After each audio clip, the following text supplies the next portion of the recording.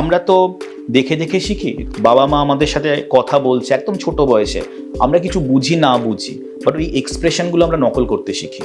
তো আমরা সেভাবে কথা বলতেও শিখি, কথা বলার যে আমাদের পার্টিকুলার একটা প্রসিডিউর আছে, মানে যেভাবে কথা বলি, এগুলো কিন্তু আমরা দেখে দেখে ছোটবেলা থেকেই শিখি। তো সেই যে কমিউনিকেশন, সেটা কিন্তু is always we learn by imitation.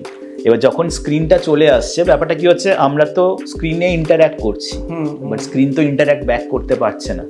তো আমার কমিউনিকেশন স্কিল প্রপারলি ডেভেলপ করছে না। এবং যখন কমিউনিকেশন স্কিল প্রপারলি ডেভেলপ করছে না, তখন একটা নতুন জিনিস হচ্ছে, আমরা জানি সেটা অটিজম।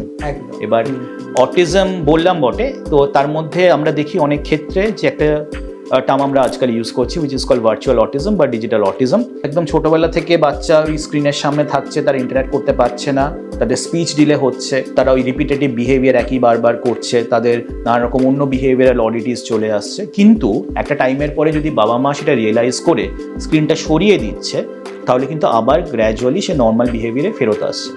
তো কিছু ক্ষেত্রে রিভার্স তো হচ্ছে, কিন্তু কিছু বাচ্চাদের মধ্যে দেখা যাচ্ছে they have a prior genetic vulnerability autism develop করার।